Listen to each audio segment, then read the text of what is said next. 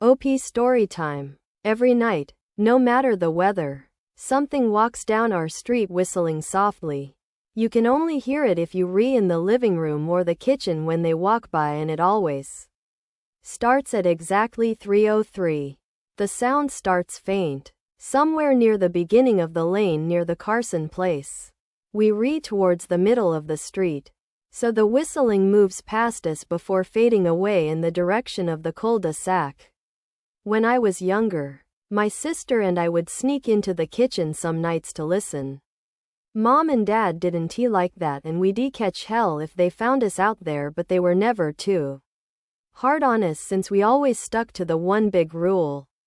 Don't try to look at whatever was whistling. My neighborhood is a funny place. I've lived here since I was 6 and I love it. The houses are small but well kept. Good-sized yards. Plenty of places to roam. There are a lot of other kids here my age. I turned 13 back in October. We grew up together and would always play foursquare in the cul-de-sac or roam around from back porch to back porch in the summer. This was a good place to grow up. I am old enough to see it. And there's only the two strange things here. The night whistling and the good luck. The whistling never bothered me much. Like I said, I couldn't even hear it from my bedroom. But Mom and Dad don't like talking about it. So I've stopped asking questions. My dad is a strong guy. Tall and calm. He has an accent since he moved to the US as a kid. His family, my grandparents, they re from the islands. That's what they call it. My dad, the only time he isn't so calm is if the whistler comes up. He talks a little quicker then. Eyes move faster. And he tells us not to think about it so much and to always remember the one rule. The big rule. Don't try to look outside when the whistler goes past, not that we could look even if we wanted. See, there are shutters on the inside of every window. Thick pieces of heavy canvas that pull down from the top and latch to the bottom of the window frame. Each latch even has a small lock. About the size of what you'd find on a diary. My dad locks those shutters every night before we all go to bed and keeps the key in his room. My mom, I don't know what she thinks about the whistling. I've seen her out in the living room before at 3:03 when the sound starts. I could see her if I cracked my door open just an inch to peek. She's not out there often. At least I haven't caught her much. But once or twice a month I think she sits out there on our big red couch just listening. The whistler has the same tune every night. It's cheerful. Da da da da da dum. Da da da da da dum. Remember how I said there are two odd things about where I live? Well, besides our night whistler, everyone in my neighborhood is really lucky. It's hard to explain, and Dad doesn't like us talking about this part much either. But good things just seem to happen to people around here a lot. Usually, it's small things. Winning a radio contest. Or getting an unexpected promotion at work. Or finding some arrowheads buried in the yard. You know, the authentic kind. The weather is pretty good and there's no crime, and everybody's gardens bloom extra bright in the fall. A million little blessings. I've heard my mom say about living here. But the main reason we stay here, why we moved here in the first place, is my sister Nola. She was born very sick. Something with her lungs. We couldn't even bring her home when she was born. Only visit her in the hospital. She was so small. I remember. Small even compared to the other babies. A machine had to breathe for her. We moved into our house here to be closer to the hospital. As soon as we moved here, Nola started getting better. The doctors couldn't figure it out. They chalked it up to whatever they were doing, but we all could tell they were confused. But my parents knew. Even I knew. Nola getting better was just another of the million little blessings we got for living in our neighborhood. So that's why we stayed even after we found out that. For every small miracle that happens here every day, now and then some bad things happen. But they only happen if you look for the whistler. See, our neighborhood has a welcoming committee. They show up with macaroni casserole and a gift basket and a manila folder whenever someone new moves in. They re very friendly. 4 people showed up when we moved in 7 years ago. The committee made small talk, gave me a Snickers bar, and took turns holding Nola. It was her first week out of the hospital, so they were extra careful. Then the committee asked to speak to my parents in private, so I was sent to my room where I still managed to hear nearly every word. The welcoming committee told my parents about how nice the neighborhood was. Really exceptionally hard to explain kind of nice. And then they told my parents about the even harder to explain whistling that happened every morning at 3:03 and ended at the tick of 3:05. The group, our new neighbors, warned my parents that the whistling was quiet, would never harm or hurt us, as long as we didn't look for what was making the sound. This part they stressed, and I pushed my ear into the door straining to hear them. People who went looking for the whistler had their luck change. Sometimes tragically, a black cloud would hang over anyone that looked.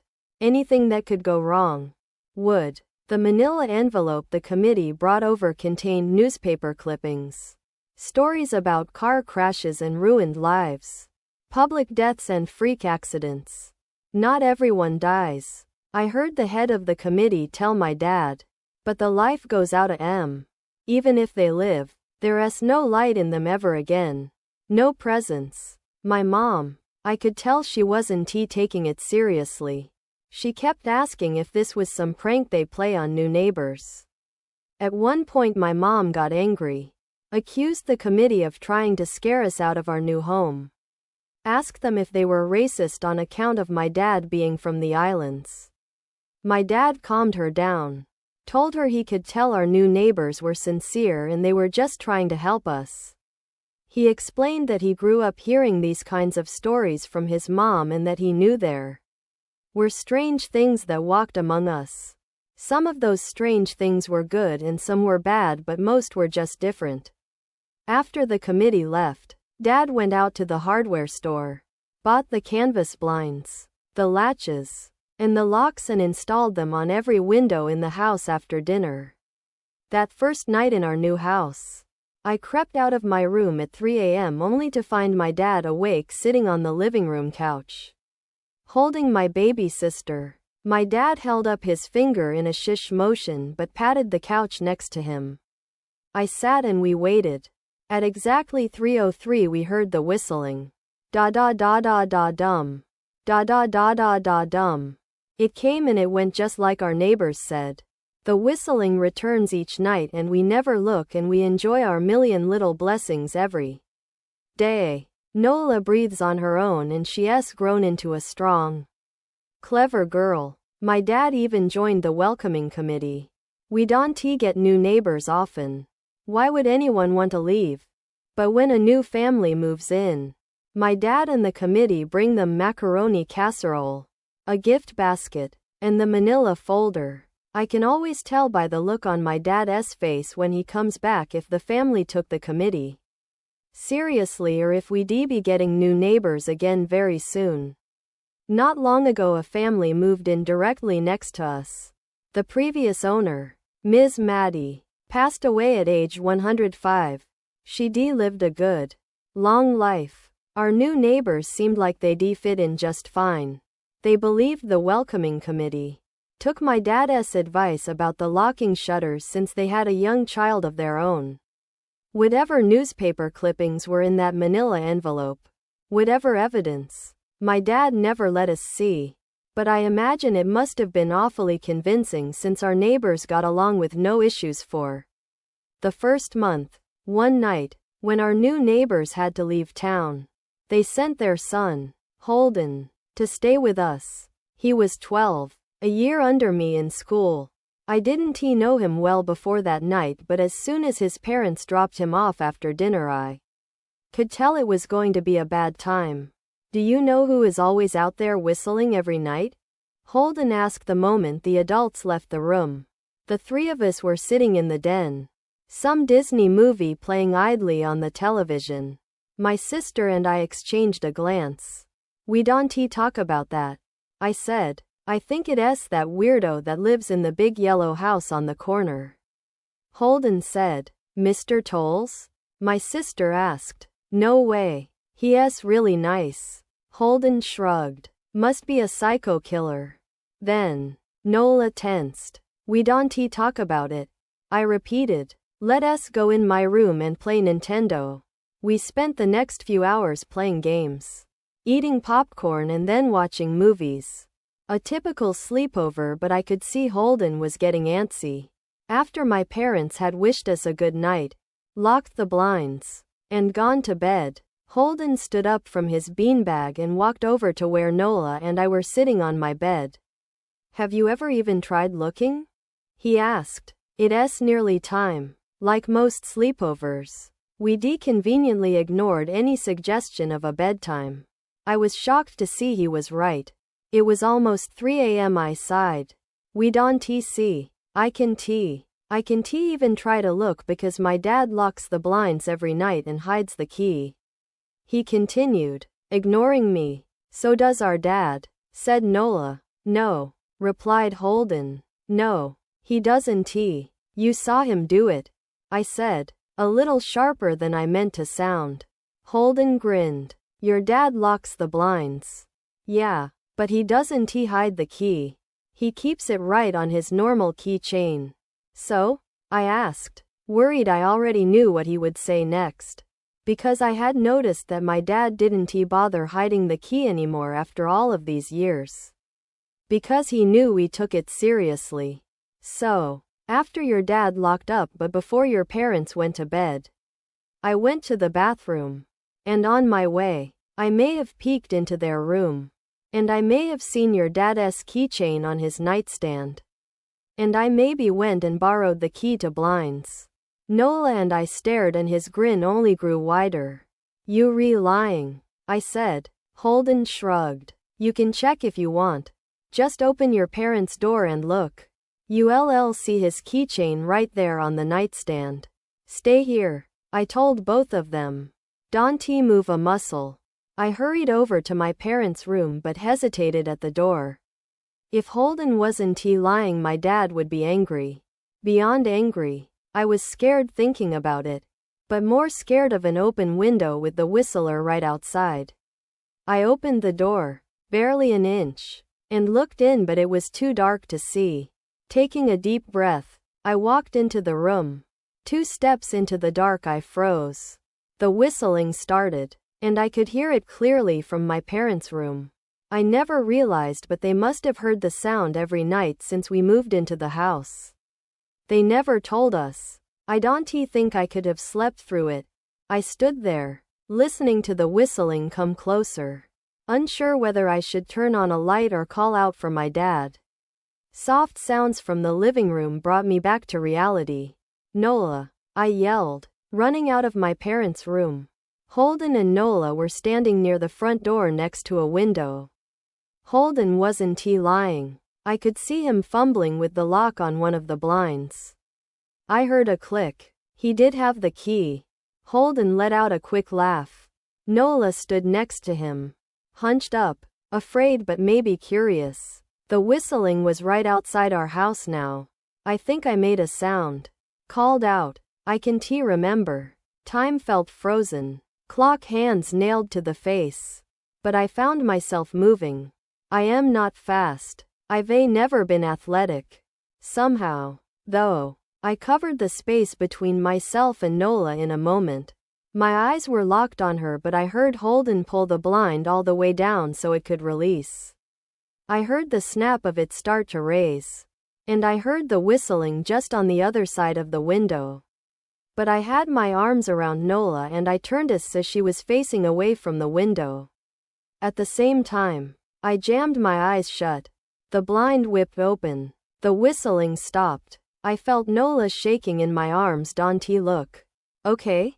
I told her. Don't turn around. We were positioned so that she was facing back towards the hallway and I was facing the window. My eyes were still closed. I felt her nod into my shoulder. I reached out with the arm not holding Nola and tried to touch Holden. My hand brushed against his arm. He was shaking worse than Nola. Holden? I asked. Silence. I reached past him and gingerly felt for the window. Eyes still sealed shut. The glass was cold against my fingertips. Colder than it should have been for the time of year. I moved my hand up the window, searching for the string to the blind.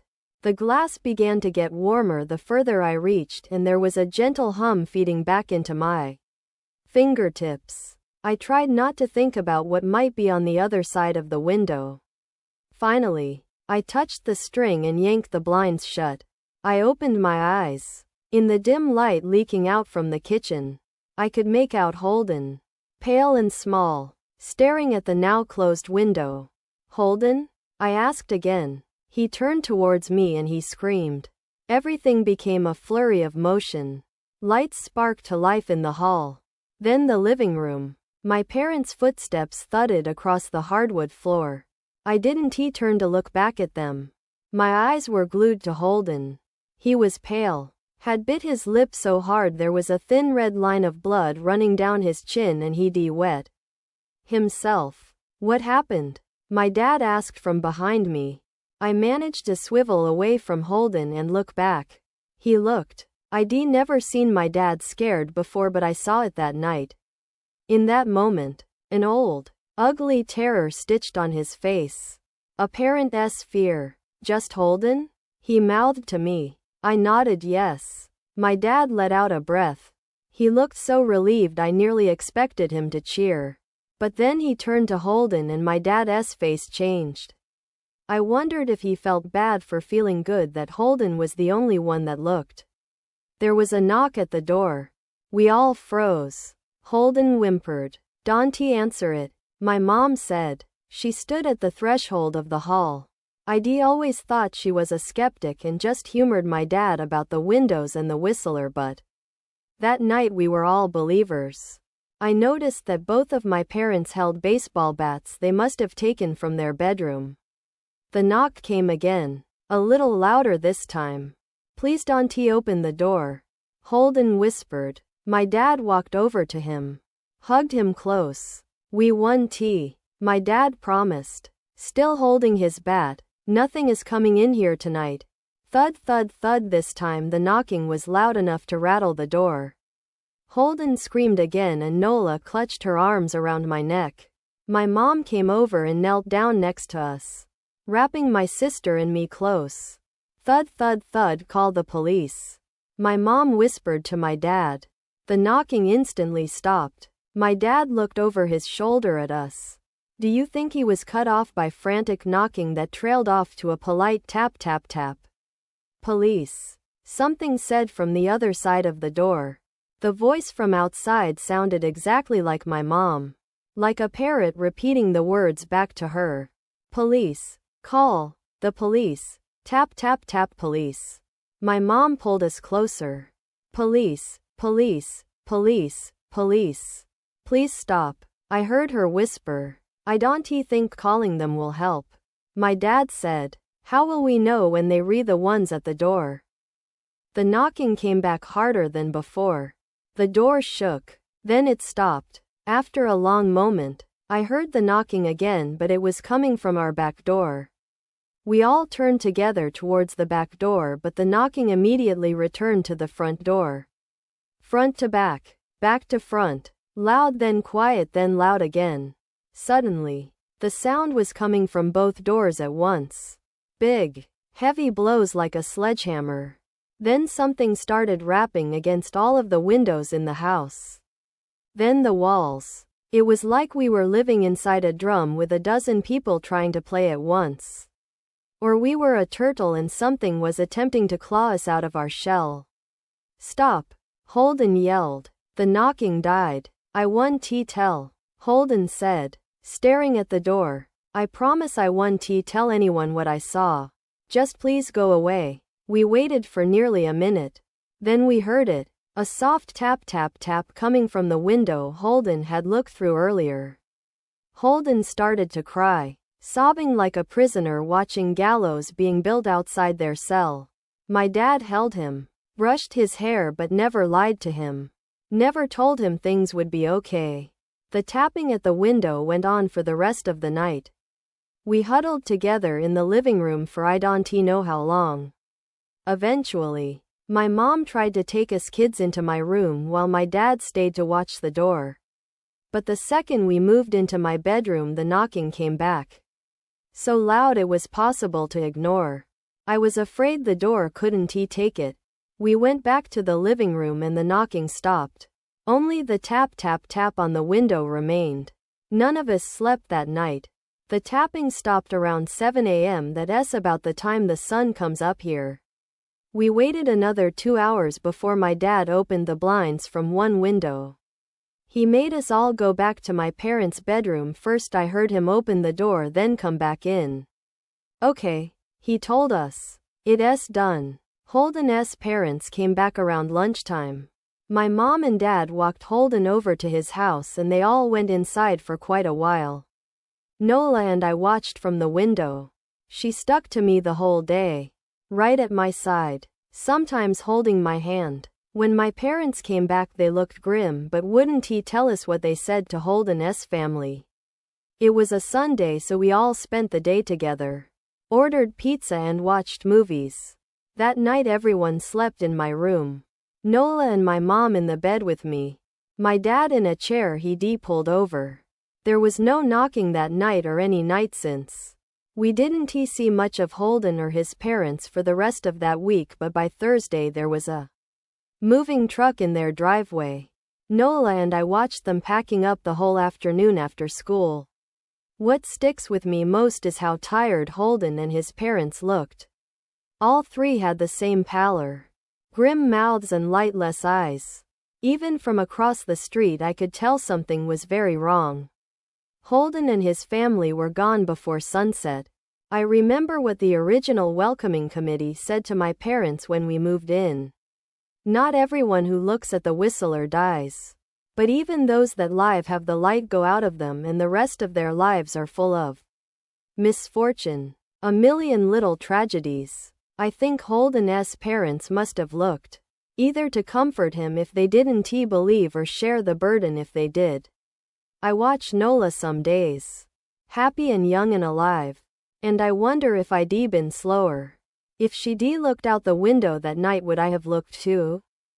To comfort her? To share that burden? I am glad I don't have to find out. We still live in that house. In that neighborhood. We still hear our whistler walking past every night.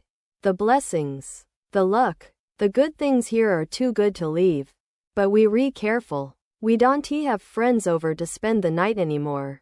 And my dad hides the key to the blinds very well. Not that I've gone looking.